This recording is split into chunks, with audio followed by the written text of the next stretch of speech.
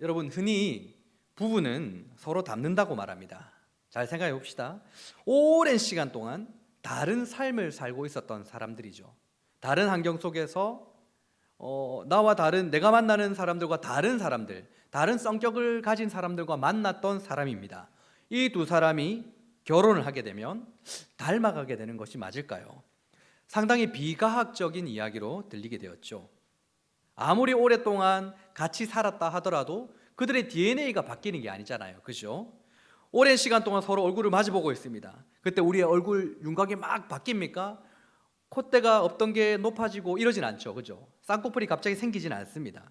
그런데 실제로 결혼한 지 20년을 넘어간 부부들은 사진을 딱 보여주면 사람들이 이 두 사람은 부부다라고 딱 집어낼 정도로 서로 닮아 있다라고 말합니다. 심지어 약혼자나 결혼한 지 채 10년이 안 된 부부도 역시도 가려낼 수 있대요.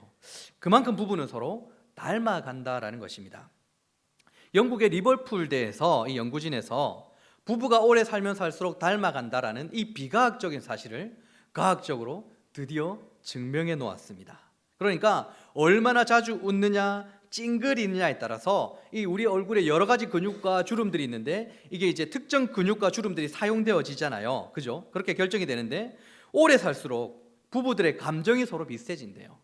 비슷해지면서 사용하는 근육과 주름들이 같아져서 얼굴 표정이나 인상이 닮아간다라고 이제 밝혀내게 되었습니다. 즉 결혼 생활을 하면서 부부가 서로 웃거나 좀 즐긴다면 둘 다 좋은 인상을 가지게 될 거고, 저처럼 말이죠. 그리고 서로 싸우거나 인상을 많이 쓰면 쓸수록 여러분들처럼 주름이 많은 얼굴 형태로 바뀌게 된다는 것입니다. 그런데 우리가 부부가 닮았다라고 하는데 이 닮았다라는 말이 굳이 우리 얼굴만 얘기하는 것일까요? 가치관이나 성격을 얘기하는 것일 수도 있고 스타일이나 말 그대로 이제 외모 또는 식성을 닮았다라는 뜻이 될 수도 있습니다. 성격이 이제 닮아간다는 것을 보면 이것은 서로 이제 같은 생각을 계속해서 하게 되는 거죠. 그러니까 이야기를 나누다 보니까 이제 같은 생각을 하게 되는 거예요. 같은 가치관을 가지게 되는 겁니다. 같은 걱정과 같은 즐거움을 공유하다 보니까 서로 풍기는 인상이나 행동이 비슷해져서 가능한 일 같다라는 것입니다. 그래서 부부는 앓는 병도 닮아간다는 말이 있습니다. 한 집에서 같은 음식을 먹고 사는 그런 부부는 같은 식성을 가지고 있고 같이 운동하는 습관 등 여러 가지 생활 습관도 닮아 있기 때문에 유사한 병에 걸리기 쉽다라고 하고 있는 것입니다. 그만큼 부부는 오래 살면 오래 살수록 서로 닮아간다라는 거예요.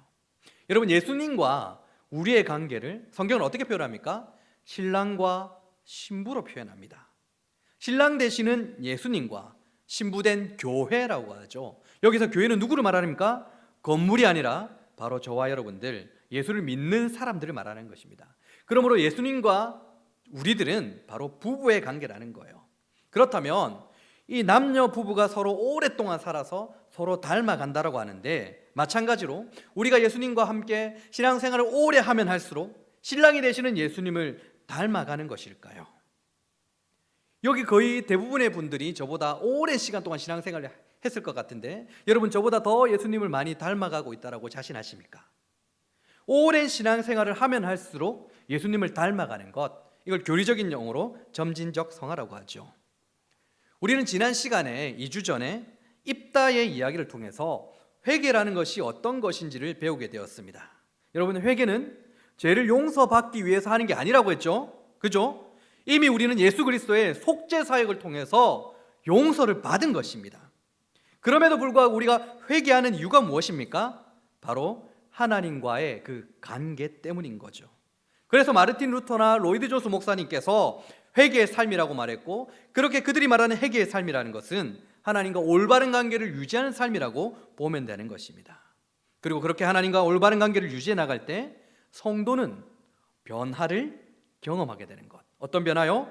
처음 말했듯이 예수님을 닮아가는 것, 우리의 신랑을 닮아가는 것입니다.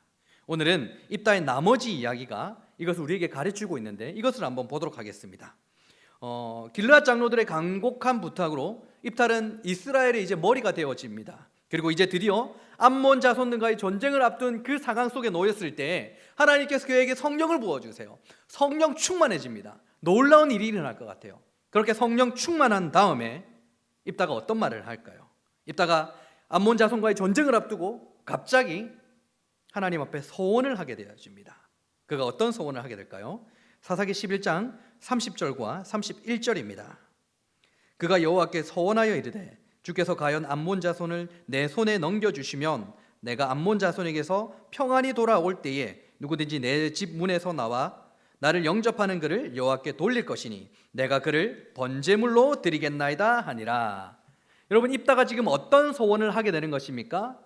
암몬 자손과의 전쟁에서 승리를 하게 해주시면 이제 내가 고향으로 돌아갈 텐데 나를 기쁘게 맞아주는 그 사람을 번제물로 드리겠다라고, 인진제사를 드리겠다라고 소원하는 거예요. 길르앗 장로들이 돕당의 잡료들과 함께 거류했던 이 입다에게 찾아온 것과 똑같은 것이죠. 암몬 자손을 물리치어주면 우리들의 머리가 되게 해주겠다. 지금 이거와 똑같은 지금 말을 하고 있는 거예요. 제가 어느 블로그에서 읽은 글입니다. 읽어드릴게요. 난파된 배에서 가까스로 탈출한 두 명의 친구가 있었다라고 합니다. 이 두 친구는 이 보트에 있는 이제 보트에 겨우 타서 그냥 파도 물결에 흘리는 대로 그냥 표류 중에 있었대요. 그런데 아무리 주위를 둘러봐도 아무것도 보이는 게 없는 겁니다. 그러자 그 중에 한 명이 크리스천이었던 것 같아요. 기도하기 시작합니다. 오 하나님, 만일 나를 무사히 집으로 보내어 주시면 내가 가진 전 재산을 자선단체에 기부하겠습니다. 그리고 막 노를 젓기 시작합니다. 그런데 아무도 나타나 주질 않아요. 구원의 손길이 없는 겁니다. 이제 밤이 되었어요. 그 친구가 다시 기도합니다. 하나님, 나를 구원해 주신다면 내 재산의 3분의 1을 하나님 정말 자선단체를 위해서 기부하겠습니다. 이튿날이 되었습니다. 어떤 일이 일어났을까요? 아무런 변화가 나타나지 않았습니다. 소식이 없었어요. 절망에 빠졌습니다. 그러나 우리 크리스찬은 어떤 사람들입니까? 포기하지 않는 사람들이죠. 다시 기도했습니다. 드디어 오 하나님 부탁드립니다. 만일 여기서 무사히 살아나갈 수만 있다면 나의 전 재산을 하는데 갑자기 이봐 기다려 하는 거예요. 저기 뭐가 보여? 거래 그만해. 거래 중단해. 지금 이상하죠? 그는 지금 하나님께 소원 기도를 한 것이 아니라 거래를 한 것입니다.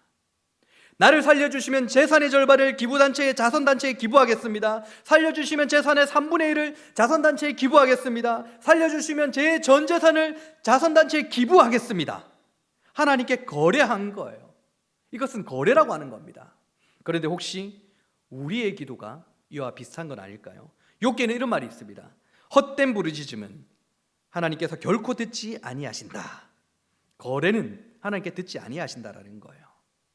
여러분, 혹시 사랑이라고 하면 예수님 말고 떠오르시는 분이 한 분 계신가요? 저는 단 한 분이 계십니다. 앞서 몇 번 언급드렸던 손양원 목사님이십니다. 이 손양원 목사님께서는 여수반란 사건 때 두 아들인 동인과 동신을 잃게 되어지죠. 한 명이 그를 죽이게 되었습니다. 그런데 이 두 아들을 죽인 그 원수를 목사님의 양자로 삼으시는 놀라운 사랑을 베풀어 주시죠. 원수에서 양자가 되었습니다. 그렇다면 이 목사님의 원수에서 양자가 된 그 사람이 양아버지 된 그 손양호 목사님께 무엇을 바랄까요? 무엇을 서원할까요? 밥 주세요, 뭐 사주세요, 옷 사주세요, 이런 거 서원할까요? 안 할까요? 그에게 만일 죄책감이라도 조금이라도 있으면 자기 원함을 달라는 말을 쉽게 하지 못할 겁니다. 오히려 복음을 전하시는 그 아버지 앞에 도움이 되는 삶을 살 거라는 거예요. 실제로 이 원수에서 양자가 됐던 그 사람은 손장호 목사님께서 복음 증거하시고 이 간증을 하실 때마다 따라다녔다고 전해지고 있습니다. 내가 그 원수에서 양자가 된 사람이라는 것을 전하는 인생을, 그러니까 그 간증과 함께하는 인생을 살았다라고 알려지고 있습니다. 여러분, 그런데 오늘 입다는 어땠습니까? 암몬 자손을 이기게 하시면 나를 기쁘게 하는 그 사람에게 그 사람을 번제물로 바치겠다고 하지 않았습니까? 무엇을 해주시면 나도 무엇을 하겠다라는 감히 하나님 앞에 거래를 한 것이죠. 여러분, 이것은 서원이 아닙니다. 아마도 여러 가지 기도 제목 중에 이런 거래에 대한 기도를 하신 분도 있겠죠. 부끄럽게도 저도 그런 기도를 했습니다. 그게 서원인 줄 알고. 그런데 그것은 서원이 아니라 하나님께 거래한 것입니다.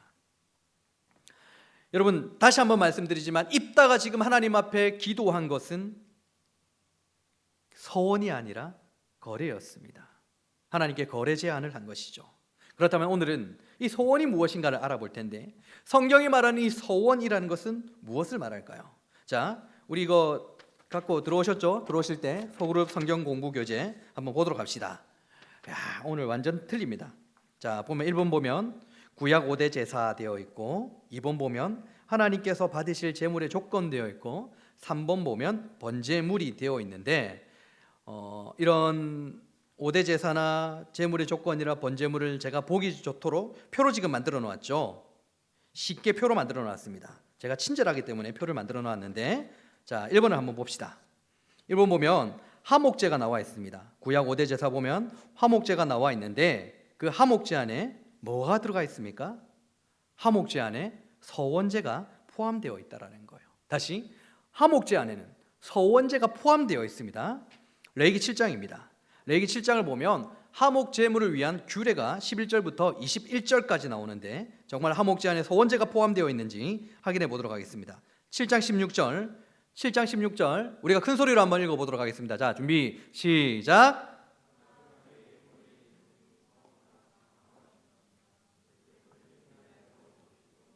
그 남은 것은 이튿날에도 먹되. 화목제물을 위한 규례를 말하는 레위기 7장 말씀 속에 그의 예물의 제원이 서원이나 저원하는 것으로 하면 서원이 들어있죠. 민수기 29장 39절입니다. 너희가 이 절기를 당하거든 여호와께 이같이 드릴지니 이는 너희의 서원제나 낙헌제로 드리는 번제, 소제, 전제, 화목제 외에 드릴 것이니라. 자, 너희의 서원제를 드리는 화목제라고 말씀하고 계신다라는 거예요. 구약의 5대 제사와 관련된 성경 공부를 하신 분들은 아마 들었을 겁니다. 서원제가 화목제이다. 그렇다면 여러분 화목제의 특징이 무엇입니까? 소그룹 성경 교재 보니까 옆에 특징이 나와 있죠. 감사와 교제라고 나와 있어요. 그리고 제가 친절하게 갈로에 뭐라고 적혀 있습니까? 뭐라고 적어놨습니까? 공동식사. 이게 굉장히 중요한 겁니다, 여러분. 이걸 봐야 돼요. 이게 굉장히 중요한데 화목제는 공동식사를 하게 되는 거예요. 누구와 공동 식사를 하게 되는 것입니까? 여러분 성경은 화목제에 대해서 도대체 누구와 화목해야 되는가를 구체적으로 말씀하고 있진 않습니다. 그런데 힌트해주는 구절이 있다라는 거예요. 이를 위해서 출애굽기 24장을 보도록 하겠습니다. 24장 5절에서 11절인데 제가 한번 읽어드릴게요. 여러분들 유심히 집중해서 한번 보시길 바랍니다. 제가 했습니다. 이스라엘 자손의 청년들을 보내어 여호와께 서로 번제와 화목제를 드리게 하고 돼 있죠. 모세가 피를 가지고 반은 여러 양푼에 담고 반은 제단에 뿌리고 언약서를 가져다가 백성에게 낭독하여 듣게 하니 그들이 이르되 여호와의 모든 말씀을 우리가 준행하리이다. 모세가 그 피를 가지고 백성에게 뿌리며 이르되 이는 여호와께서 이 모든 말씀에 대하여 너희와 세우신 언약의 피니라. 모세와 아론과 나답과 아비후와 이스라엘 장로 70인이 올라갑니다. 이스라엘 하나님을 보니 그의 발 아래는 청옥을 편듯하고 하늘이 청명하더라. 하나님이 이스라엘 자손들의 존귀한 자들에게 손을 대지 아니하셨고 그들이 하나님을 뵙고 먹고 마셨더라. 아멘. 화목제는 지금 다른 제사들과 다른 것들 있죠? 무엇이었습니까? 바쳐진 제물로 공동 식사를 한다라는 것이었습니다. 그런데 방금 읽었던 출애굽기 말씀을 보니까 하나님과 함께하는 잔치가 벌어지는 장면으로 지금 묘사되고 있는 거예요. 그들이 하나님을 뵙고 먹고 마셨더라라고 되어 있죠. 그러므로 화목제는 하나님과의 화목한 관계를 위한 제사인 것입니다. 하나님과의 화목한 관계를 위한 그 제사 화목제 안에 지금 서원제가 포함이 되어 있는 거예요. 그러므로 서원제라는 것은 하나님과의 관계가 화목한 그 관계가 핵심이라는 것입니다. 자, 서원제가 뭐가 핵심이라고요? 하나님과의 화목한 관계. 이제부터 더 좀 집중을 해주셔야 됩니다. 여러분 구약의 제사와 같은 것들은 좀 복잡해서 그냥 넘어가는 경향들이 있는데 오늘은 이 화목제 하나만큼은 저하고 여러분들이 딱 잡고 가는 거예요. 아시겠죠? 제가 지금 서원제는 하나님과의 화목한 관계가 핵심이라고 했죠. 이것을 잘 기억하세요. 왜냐하면 지금 뜬금없이 유월절로 넘어갈 것이기 때문입니다. 여러분 유월절은 죽음이 넘어간다라는 의미를 가지고 있습니다. 유월절을 지키게 된 동기가 어떤 거였습니까? 출애굽 시 그때 일어났던 일들 때문이었죠. 애굽에 내려진 10번째 재앙과 관련이 있는 것입니다. 이스라엘 백성들이 애굽의 노예로 있었습니다. 그런데 모세를 세워서 이스라엘 백성들을 이제 구출하려고 하나님이 사용하셨죠. 그런데 애굽 왕 바로가 바로 이스라엘 백성들을 내어주었습니까? 안 내어주었어요. 9번째 재앙이 닥쳤음에도 불구하고 그들은 이스라엘 백성들을 내놓지 않았다라는 것입니다. 그래서 마지막으로 하나님께서는 10번째 재앙을 내리세요. 그들이 도무지 감당할 수 있는 10번째 재앙을 하나님께 그 땅에 퍼붓는 것입니다. 여러분, 그 재앙이 어떤 재앙이었습니까? 애굽 온 땅에 처음 난 것들의 죽음이었습니다. 사람이든 짐승이든 처음 것들은 다 죽게 되는 죽음의 재앙이었다는 겁니다. 애굽 땅 안에 있으면 다 죽는 거예요. 이스라엘 백성들도 지금 애굽 땅 안에 있죠. 그들도 다 죽는 겁니다. 그런데 그 와중에 하나님은 하나님의 백성들이 구원받을 수 있게 해주셨어요. 그날 밤에 죽음이 그 땅 위에 임했는데 그 죽음의 재앙이 그들 위로 넘어갈 수 있도록 해주셨다라는 것입니다. 그게 어떻게 이루어진 것이죠? 출애굽기 12장 5, 6, 7절입니다. 너희 어린 양은 흠없고 1년 된 수컷으로 하되 양이나 염소 중에 취하고 이달 열나흘 날까지 간직하였다가 해질 때에 이스라엘 회중이 그 양을 잡고 그 피를 양을 먹을 집 좌우 문설주와 임방에 바르고 12절과 13절입니다. 내가 그 방에 애굽 땅에 두루다니며 사람이나 짐승을 막론하고 애굽 땅에 있는 모든 처음 나는 것들을 다 치고 애굽의 모든 씨를 내가 심판하리라. 나는 여호와라. 내가 애굽 땅을 칠 때에 그 피가 너희가 사는 집에 있어 너희를 위하여 표적이 될지라. 내가 그 피를 볼 때에 너희를 넘어가리니 재앙이 너희에게 내려 멸하지 아니하리라. 지금 애국 땅에 정말 집안과 가축들의 처음 난 것들이 다 죽는 죽음의 심판이 내려지고 있었습니다. 그런데 이스라엘은 흠없는 어린 양을 통하여서 그 피를 임방과 문설주에 바르렀을 때 그 죽음이 위로 넘어가게 된다라고 하나님께서 말씀하셨어요. 그러니까 이스라엘 백성들은 이것만 지키면 죽음이 그들에게 재앙이 닥치지 않게 되는 것입니다. 마찬가지로 흠없는 어린 양 되시는 예수 그리스도께서 십자가에서 흘리신 그 피로 말미암아 예수님을 믿는 자들마다 그 피가 발라짐으로 말미암아 죽음의 심판 위로 넘어가게 되었다라는 것이죠. 이 이야기를 지금 입다의 이야기를 통해서 우리에게 보여주시는 것입니다. 여러분, 입다의 딸이 갑자기 등장하는데 입다의 입장에서는 입다의 자신의 딸의 죽음은 자신의 허물입니다. 그럼에도 불구하고 성경이 기록하고 있는 것은 이를 통해서 우리에게 해주시고픈 하나님의 메시지가 있는 거예요. 그런 의미에서 이 입다의 딸은 예수 그리스도를 예표하고 있다는 사실을 정확하게 볼 수 있습니다. 여러분, 입다의 딸이 예수 그리스도를 예표하고 있다? 어떻게 알 수 있습니까? 입다의 딸은 죽어야 될 이유가 없었습니다. 그의 죄 때문에 죽은 게 아니었어요. 그런데 입다의 언약 때문에, 하나님께 한 언약 때문에 죽게 되는 것입니다. 또한 그는 무남 동료였다라고 나와 있는 것이죠. 여러분, 예수님 마찬가지 아니었습니까? 예수님은 죽어야 될 이유가 없었던 분이셨습니다. 그런데 그는 창세전에 하나님의 그 언약 때문에 죽임을 당하신 거예요. 또한 예수님은 하나님의 독생자였다라는 사실입니다. 입다의 딸이 예표하는 예수 그리스도를 통해서 죽음이 우리 위를 넘어가게 되었다라는 것을 보여주고 있는 거예요. 하나님께서는 어린 양의 피로 말미암아 살아나게 된 이스라엘에게 이런 말씀을 하십니다. 레위기 13장 12절. 너는 태에서 처음 난 모든 것과 네게 있는 가축의 태에서 처음 난 것을 다 구별하여 여호와께 둘리라. 수컷은 여호와의 것이니라. 어린 양의 피로 말미암아, 그러니까 장자들의 짐승에 처음 난 것들이 죽어야 하는데 그 어린 양의 피로 말미암아 죽음이 넘어가게 되었으므로, 첫 번째 것들이 다 그 피로 말미암아 살아나게 되었으므로 그 은혜로 장자들은 죽음이 면해진 것이기 때문에 실질적으로 그것들은 내 것이다라고 하나님께서 말씀하시는 거예요.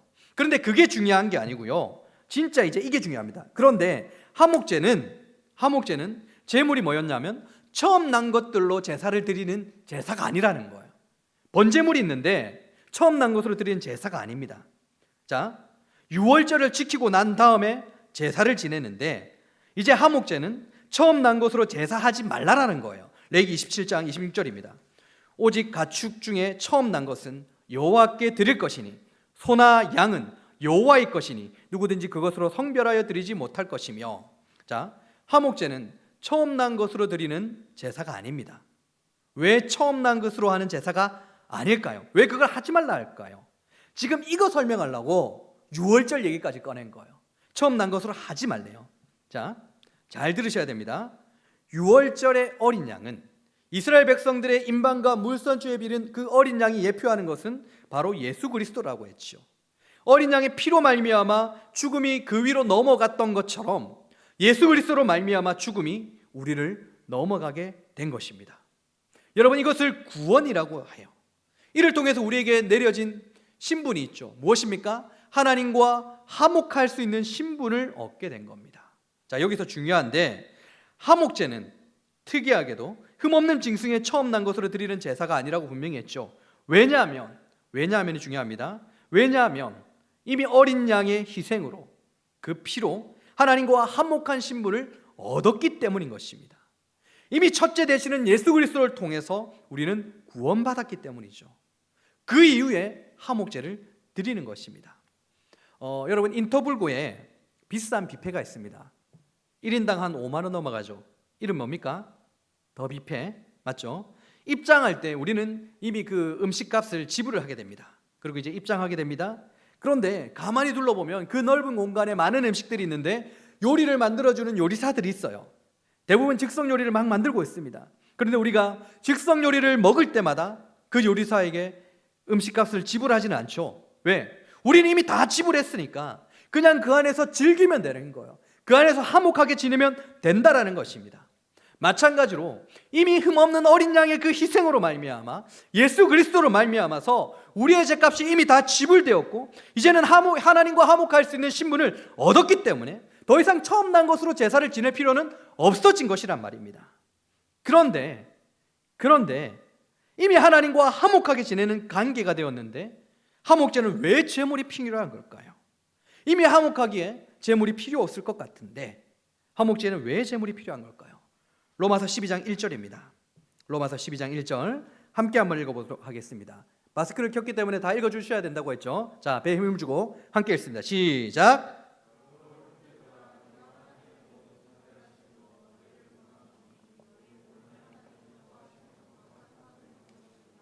이는 너희가 드릴 영적 예배니라.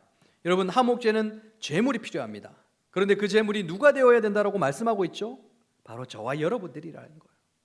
예수님께서 흠없는 어린 양이 되셔서 제물이 된 것처럼 예수님을 따르는 자들, 즉 예수님과 함께하는 자들은 예수님처럼 예수님을 닮아서 예수님께서 걸어가신 그 길, 산제물이 된 길을 걸어가라고 지금 말씀하고 있는 것이죠.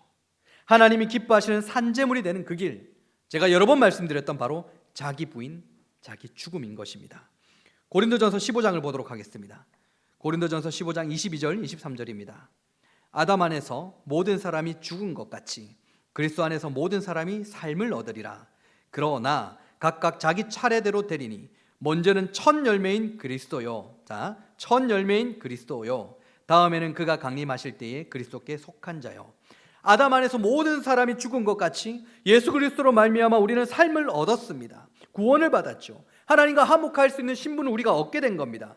그걸 고린도전서 15장은 그리스도 안에서 삶을 얻은 자라고 지금 말씀하고 있는 거죠. 그리고 그리스도 안에서 삶을 얻은 자들은 각각 차례대로, 즉 예수님께서 첫 열매가 되셨으니까 그리스도 안에서 삶을 얻은 자들은 각각 차례대로 둘째, 셋째, 넷째가 되어서 예수님과 같은 열매를 맺어야 된다고 지금 말씀하고 있는 거예요. 그러므로 화목제 안에 서원제가 들어가 있다라고 했죠. 그렇다면 우리의 소원은 어떤 것이 되어야 될까요? 바로 주님으로 닮아가는 것, 산제물이 되는 것, 열매를 맺는 것. 이게 바로 하나님께서 말씀하시고 기뻐하시는 성경이 말하는 서원이라는 것입니다. 여러분, 하나님은 사사입다의 이야기를 통해서 지난 시간에는 하나님과의 화목을 위해 회개, 그리고 오늘은 화목하게 된 자들, 즉 그리스도의 신부가 된 자들이 추구해야 되는 삶의 모양, 신랑 되시는 예수님을 닮아가는 삶을 살아야 한다는 성화의 교리를 우리에게 보여주고 계십니다. 성경이 입다가 세워지는 가정이나 그의 허물을 숨기지 않고 기록한 이유는 너희들은 입다처럼 살면 안 돼, 입다처럼 서원하면 안 돼, 그건 거래야, 그걸 말하는 것은 아닌 것 같습니다. 물론 도덕적이고 윤리적인 부분은 우리가 따라하면 아니겠죠. 성경의 모든 중심에는 예수 그리스도께서 계신다는 것을 믿기에 우리는 그의 허물을 통해서도 예수를 발견하고 우리에게 무엇을 전하려고 하시는가를 발견하는 것입니다. 단순히 우리에게 도덕적인 교훈을 주신 것은 아니라는 것이죠. 소년 시절 노예였지만 후에 자유인이 되어서 초기 기독교 사상들로부터 존경을 받은 정치이론가 에픽테토스라는 사람이 이런 말을 남겼습니다. 말은, 뛰어다니는 말이 좋다는 말은 적에게서 빠르게 달아나는 능력을 타고났다. 말은 수탉처럼 울지 못할 때가 아니라 자기에게 주어진 보물, 즉 빠른 질주력을 잃을 때 불행하다. 개는 예민한 후각을 가지고 있다. 개는 새처럼 날지 못할 때가 아니라 자기의 보물, 즉 타고난 예민한 후각을 잃을 때 불행하다. 마찬가지로 인간은 곰이나 사자나 흉악한 사람을 완력으로 이기지 못할 때 불행해지는 것이 아니라 자신의 보물, 즉 선함과 분별력을 잃을 때 불행해진다. 그럴 때 인간은 진정으로 불행하고 동정받을 존재이다. 죽거나 돈과 집 같은 재산을 잃은 것은 슬퍼할 일이 아니다. 그것은 원래 인간에게 속한 것이 아니다. 진정한 재산인 인간의 존엄을 잃는 것이야말로 참으로 슬퍼해야 할 일이다. 말은 자기에게 주어진 보물이 뭐라고 했죠? 빠른 질주력. 그것을 잃을 때 가장 불행해진다라고 말하고 있습니다. 개는 예민한 후각을 가지고 있는데 냄새를 잘 맡는데 그것을 잃을 때 가장 불행해진다라고 합니다. 그렇다면 우리의 가장 큰 불행은 뭘까요? 구원받은 우리의 가장 큰 불행은 뭘까요? 예수의 생명으로 말미암아 하나님과 화목하게 되었는데, 그래서 예수처럼 살아가는 자들, 예수님을 닮은 자들이 되어야 되는데 그렇게 살지 못할 때 우리는 가장 불행하다라고 할 수 있는 것입니다. 예수 그리스도의 속죄로 말미암아 거룩한 신부로 부름을 받은 우리가 우리의 죄로 말미암아 순결을 잃어버리고 열매를 맺는 삶을 살아가지 못한다면 여러분, 그것처럼 비참하고 불행한 삶은 없을 것입니다. 돈과 집 같은 재산은 슬퍼한 일이 아니다라고 믿지 않는 사람들도 이런 말을 합니다. 믿지 않는 사람들도. 그런데 우리는 어떨까요? 더 큰 문제가 있는 것 같아요. 하나님과의 관계를 잃어버려서, 하나님과의 화목을 잃어버려서 가장 불행한 상태에도 불구하고 내가 지금 하나님과 전혀 교통하지 않고 교제하지 못하는 그 상태, 하나님의 사랑이 내게 없고 내 마음이 두근거리지도 않고 너무나 정말 겨울철 날씨처럼 굳어져 있는데 너무나도 얼어져 있음에도 불구하고 하나님과의 화목한 관계를 내가 누리지 못하는 것을 전혀 느끼지 못하는, 전혀 자각하지 못하는, 어쩌면 이것이 가장 우리 인간의 인생 가운데 저와 여러분에게 가장 불행한 일은 아닐까요? 여러분, 서로 다름에 끌려서 결혼을 했음에도 불구하고 부부는 서로 닮아갑니다. 성격과 취향, 그리고 순간순간의 표정들과 생각들마저도 하나하나 닮아가게 됩니다. 왜? 자주 이야기를 나누고 자주 함께 있기 때문입니다. 우리가 예수 그리스도의 은혜로 말미암아 하나님과의 화목한 신분을 얻게 되었다면 이제 우리는 예수님과 함께 동행하는 것입니다. 예수님의 말씀을 듣는 삶을 살아야 된다는 것이죠. 그리고 예수님과 동행하며 예수님의 그 말씀을 듣는 삶, 순종하는 삶을 살게 되어질 때 당연하게 나타나는 것, 바로 닮아가는 것입니다. 하나님께서 반드시 저와 여러분들을 이렇게 이끌어 나갈 것입니다. 그것이 바로 우리 인생의 가장 큰 행복이며 가치 있는 삶일 것입니다. 여러분, 소금이 그 맛을 잃어버리면 버림을 당한다고 말합니다. 신랑 되시는 예수님을 닮아서 이 땅을 살아가는 소금의 맛으로 살아가는 우리 모두가 되어질 수 있기를 우리 주님의 이름으로 간절히 축원합니다. 함께 찬양하도록 하겠습니다.